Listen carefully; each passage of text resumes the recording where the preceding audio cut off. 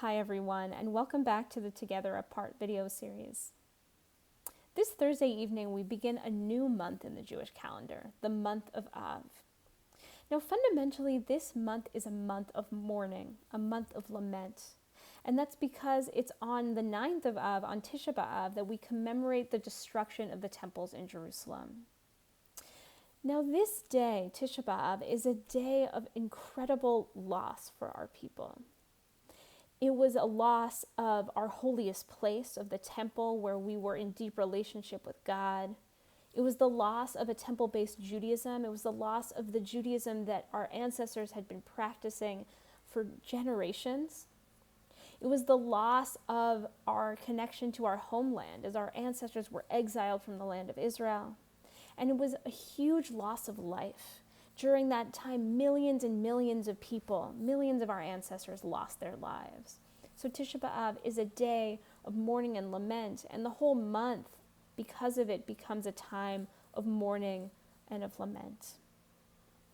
Now, for generations, our ancestors, after the destruction of the temple and the destruction of Jerusalem, reflected on this monumental tragedy. And they tried to understand how it is that this tragedy could have taken place.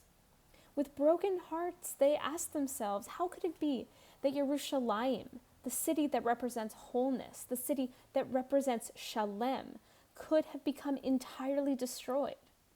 How did we get from a place of profound wholeness? How did we get from a place of profound wholeness to a place of profound brokenness? How did we get to this difficult and devastating place? Now, in the Talmud, our ancestors really wrestle with this question. We see this conversation play out. Perhaps some of them say it was because of a pervasive hatred among people, that this hatred caused the destruction of the society. Perhaps they said the brokenness was because people no longer trusted each other, that it was distrust that caused the society to become so broken. Others said perhaps it was because people stood by as other people acted immorally or unjustly. Perhaps it was because of being bystanders that their society became destroyed. Our ancestors really struggled, really searched to understand how they could have reached such a place of brokenness in their lives. Now, as we look at the brokenness of our world today, many of us struggle in just this same way. Many of us are also asking ourselves, how did we get here? How did we as a world, as a country, get to such a broken place? Did we get here because of hatred, because of distrust, because too many of us have been bystanders? Did we get here because of greed, because of selfishness, because of narrow-mindedness, because of complacency? How did we get to such a broken place as a world and as a country?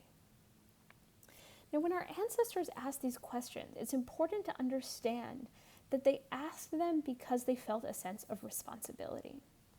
They felt a sense of responsibility for the destruction that had taken place. But perhaps even more significantly, they felt a sense of responsibility to move their society in a different direction, to move the world they lived in from a place of hatred to a place of love, to move their world away from distrust and towards trust, to move their world away from complacency and towards action and towards responsibility for something better. They saw themselves ultimately as responsible for fixing what was broken.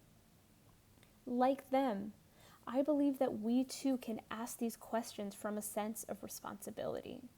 We too can ask ourselves, how did we get to such a broken place, and how can we move forward together? With that, I want to invite each of us to reflect this week. How did we get here? How do you think we got to such a broken place as a world and as a country? And how can we begin to take responsibility to move us from a broken place to a place of wholeness? As usual, I look forward to hearing your responses to these questions. You can reach me at rabbi@bethtorah.org. I look forward to hearing what's on your heart and your mind.